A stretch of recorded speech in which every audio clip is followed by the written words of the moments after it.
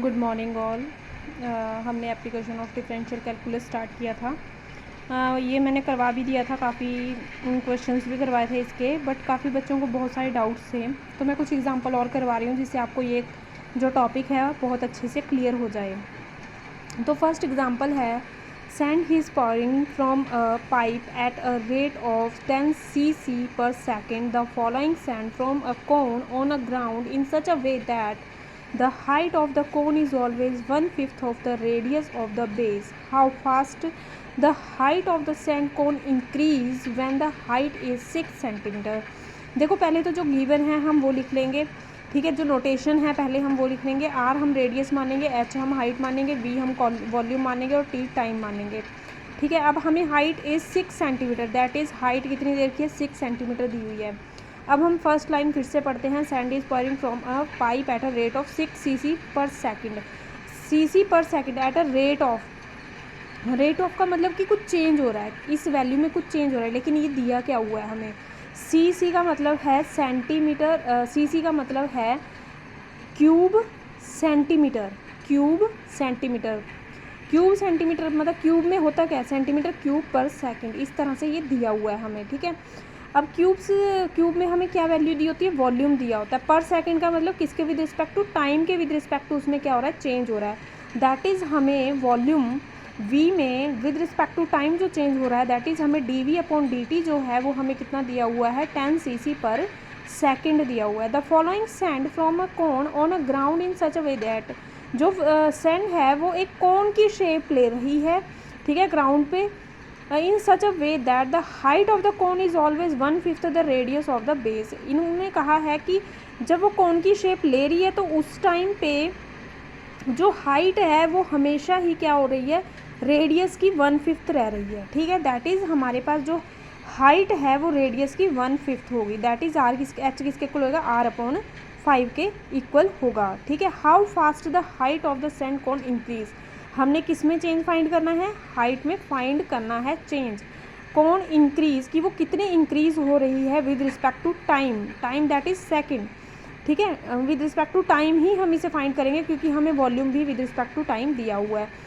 When height is 6 centimetre, जब height कितनी है, 6 सेंटीमीटर है, तो सबसे पहले तो हमें वॉल्यूम पता होना चाहिए कौन का होता क्या है। तो वॉल्यूम होता है 1/3 पाई आर स्क्वायर एच, ठीक है। उसके बाद v is equal to 1/3 pi, R की वैल्यू जो है यहाँ से हम फाइंड कर लेंगे, r is equal to 5h हो जाएगा, ये 5 इधर डिवाइड में था, इधर जाके h के साथ मल्टीप्लाई हो जाएगा, तो हमारे पास हो जाएगा r is equal to 5h। तो v is equal to 1/3 pi 5h का होल स्क्वायर हो जाएगा, क्योंकि r की वैल्यू हम h 5h पुट कर रहे हैं स्क्वायर, और यहाँ पे आ जाएगा इसके साथ ये वाला h आ गया। देखो हम यहाँ पे वैसे तो h की वैल्यू भी तो पुट कर सकते थे, हम यहाँ पे h की जगह कर सकते थे r/5 जैसे यहाँ पे किया था, बट हमें आंसर किस में फाइंड करना है, हमें हाइट में चेंज फाइंड करना है। अगर हाइट आएगी ही नहीं क्वेश्चन में तो हम उसका चेंज कैसे फाइंड करेंगे, इसलिए हमने r को h में चेंज कर लिया। ये h स्क्वायर है और ये h है, मल्टीप्लाई होकर क्या बन जाएंगे, h क्यूब बन जाएंगे, और 5 का स्क्वायर किसके इक्वल होता है, 25 के इक्वल होता है। तो हमारे पास वॉल्यूम जो है वो आ जाएगा 25/3 पाई h क्यूब, v हमारे पास आ गया 25/3 पाई h क्यूब। अब हमें इसको डिफ्रेंशिएट करना है with respect to time. Differentiate both side with respect to time. dv/dt इधर हो जाएगा d/dt of 25/3 pi h cube. देखो d/dt ऑफ 25, ये जो वैल्यू है ये क्या है, कांस्टेंट वैल्यू है, तो हम इस वैल्यू को ले लेंगे बाहर। हम सिर्फ डिफ्रेंशिएशन किसकी करेंगे, h क्यूब की करेंगे। जैसे कि x क्यूब की डिफ्रेंशिएशन करते हैं तो वो क्या होती है, 3x² होती है। इसी तरह से अगर h क्यूब की डिफ्रेंशिएशन करेंगे तो क्या होगी, 3h²। और क्योंकि हम with respect to time differentiate कर रहे हैं और यहाँ पे वेरिएबल h है, तो h की अलग से डिफ्रेंशिएशन करनी पड़ेगी विद रिस्पेक्ट टू टाइम, तो dh/dt हो जाएगा ये। अब dv/dt की हमें वैल्यू दे रखी है 10 cc पर सेकेंड, तो हम यहाँ पे dv/dt की वैल्यू जो है वो पुट कर देंगे। हमारे पास क्या वैल्यू आ गई, 25/3 पाई 3h², ये वाले 3 से ये वाला 3 कैंसिल हो जाएगा, h² dh/dt। अब हमें h में with respect to time change find करना है, तो हम dh/dt को तो इधर ही रखेंगे, ये वैल्यू मल्टीप्लाई में उधर जाके 10 के डिवाइड में चली जाएगी, तो हमारे पास वैल्यू क्या हो जाएगी, dh/dt 10/25 पाई एच स्क्वेयर। ठीक है, अब हमें क्वेश्चन में एच की वैल्यू क्या दे रखी थी, एच की वैल्यू हमें दी हुई थी 6 सेंटीमीटर। तो हमने यहाँ पे एच की वैल्यू को क्या पुट कर देना है, 6 पुट कर देना है। हमारे पास क्या आ जाएगा 25 पाई कट के यहाँ पे 6 का स्क्वायर, हमारे पास आ गया 236 into 5 that is 1/9 pi centimetre per second. ये हमारा आ गया rate of change of height with respect to time. Clear है सबको, हमने यही फाइंड करना था इसमें। इसी तरह से हम एक और एग्जांपल करते हैं। The length of edge of a cube increase at a rate of 2 centimetre per second, at what rate is the volume of the cube increase. Volume of cube जो है वो किस रेट पे इंक्रीज होगा when as कितनी है, 1 centimetre है। ठीक है, तो सबसे पहले तो जो हमें दिया हुआ है, हमारे पास एज दे रखी है हमें 1 सेंटीमीटर, और हमें दिया हुआ है रेट ऑफ चेंज, मतलब हमें दिया हुआ है कि length of edge of a cube increase at a rate of 2 centimetre per second. That is जो एज है वो 2 सेंटीमीटर पर सेकेंड इंक्रीज हो रही है और चेंज हो रही है। तो dA/dt क्या आ जाएगा, 2 सेंटीमीटर पर सेकेंड। अब वॉल्यूम ऑफ क्यूब क्या होता है, ए क्यूब होता है।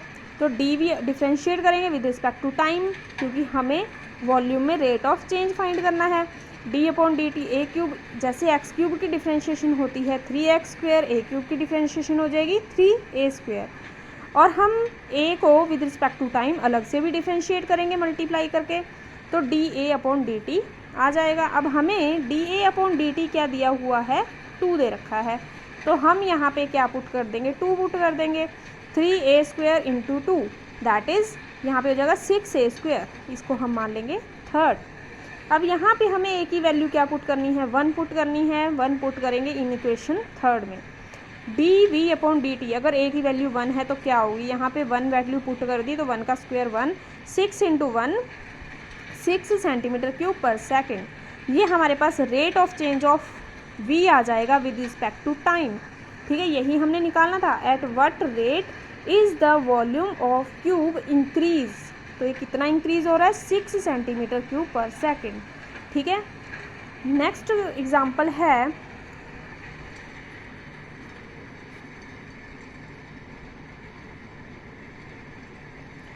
एग्जाम्पल है if y is equal to 5 minus 3x square plus 2x cube and x decrease. अब x क्या हो रहा है, डिक्रीज हो रहा है at a rate of 6 unit per second, that is with respect to time ही ये डिक्रीज हो रहा है।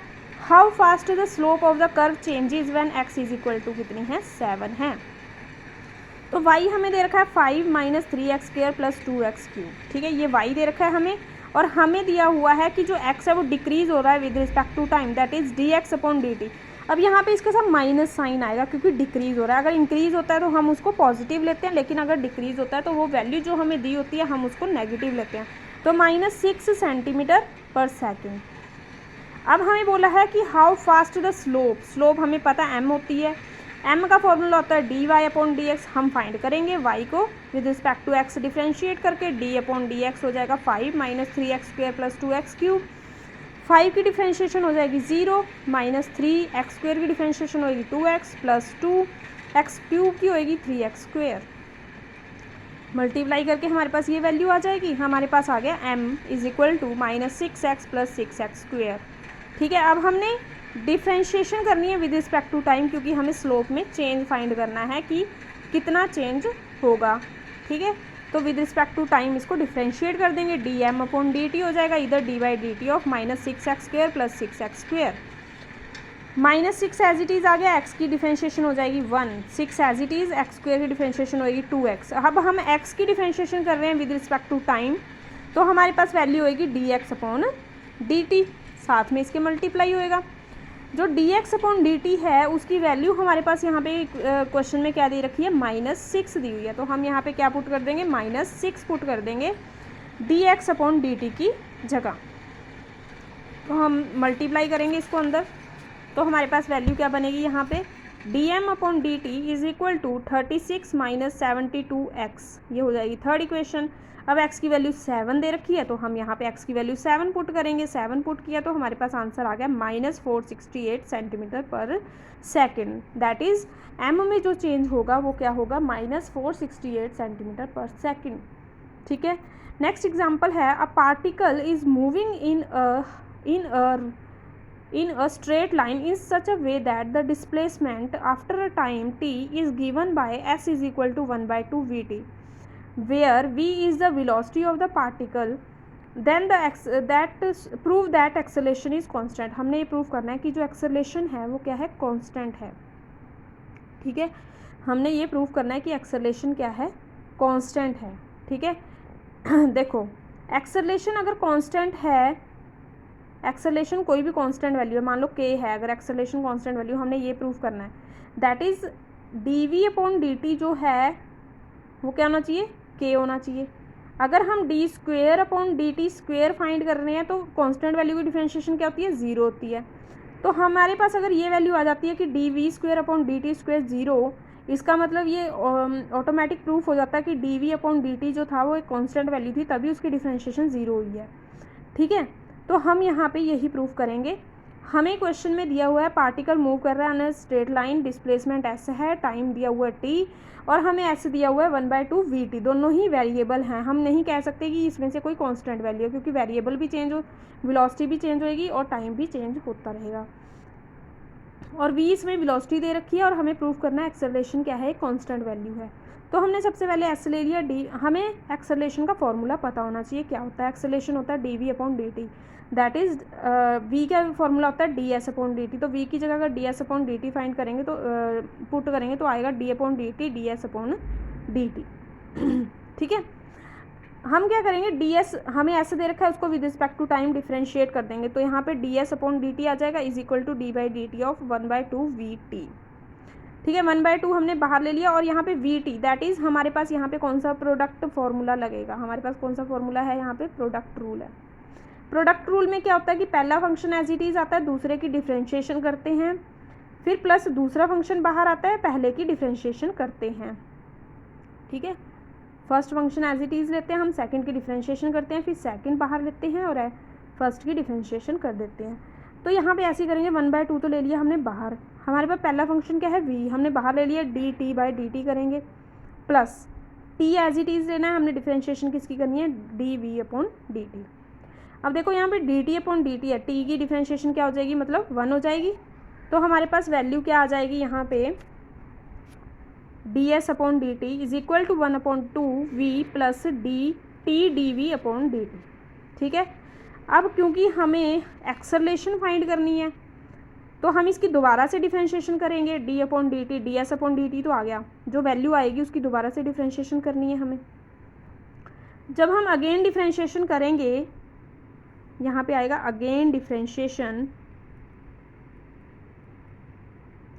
विद रिस्पेक्ट टू टी, तो D square S upon D T square हो गया इस साइड, और इस साइड क्या हो जाएगा 1/2, तो बाहर ही लेना है हमें क्योंकि कांस्टेंट वैल्यू है। डी बाई डी टी क्या होगी, v plus t d we upon D t. ठीक है, 1/2 एज इट इज़, इस साइड तो यही रहेगा। अब यहाँ पे हम करेंगे डी टी, दोनों की अलग अलग करेंगे, इसकी करेंगे और इसकी करेंगे। तो यहाँ पे आ जाएगा d we upon D t plus d by D T of t d we upon D T. अब फिर से यहाँ पे प्रोडक्ट रूल लगाना पड़ेगा क्योंकि ये फर्स्ट फंक्शन है और ये वाला सेकंड फंक्शन है। ठीक है, तो ये तो एज इट इज़ आ जाएगा, ये भी as it is, plus t को हम पहले बाहर लेंगे, हम करेंगे इसकी डिफरेंशिएशन। जब इसकी करने लगेंगे तो क्या होगा, डी स्क्वेयर वी हो जाएगा और डी टी स्क्वेयर हो जाएगा, प्लस फिर हमने इसको ऐसे ही लेना है, D we upon D t as it is लिया, हमने किसको लिया, D T upon D t. ठीक है, इसके साथ मल्टीप्लाई में। अब d T upon D t की डिफरेंशिएशन क्या हो जाएगी, 1 हो जाएगी, तो ये तो हो जाएगा d we upon D t हो जाएगा, प्लस यहाँ पे ये एज इट इज़ आ गया, इसकी वैल्यू एज इट इज़ आ गई 1/2। देखो d we upon D t plus d we upon D t कितना हो गया, 2 d we upon D t plus t d square v upon t t d T square. ठीक है, अब ये 1/2 को दोनों के साथ अलग अलग मल्टीप्लाई कर सकते हैं, तो 1/2 को इससे किया तो इसका 2 तो इससे कैंसिल हो गया। अब यहाँ पे d square S upon D T square जो था वो हमारे पास किसके इक्वल होता है, D we upon D t के इक्वल होता है। तो हमने इसकी जगह ये पुट कर दिया कि d we upon D T है, इसका 2 इससे कैंसिल हो गया। यहाँ पे अगर d we upon D t is plus t के अपॉन में 2 आ जाएगा क्योंकि इसको हम अंदर मल्टीप्लाई कर रहे हैं, तो t upon 2 d square upon v upon D T square. D we upon D T है बचा है और ये भी d we upon D T है। इस d we upon D t को इस साइड लेके आएंगे तो ये तो प्लस का और ये माइनस का दोनों कैंसिल हो जाएंगे, 0 आ जाएगा। तो 0 बन गया, is equal to t/2 d² v/dt²। अब ये वैल्यू इधर डिवाइड में इधर जाके मल्टीप्लाई होगी, 0 से कुछ भी मल्टीप्लाई करोगे तुम तो 0 ही बनेगा, और t इधर मल्टीप्लाई में इधर जाके डिवाइड होगा तो ये पूरा क्या हो जाएगा, 0 ही हो जाएगा। हमारे पास क्या आ गया, dv²/dt², 0।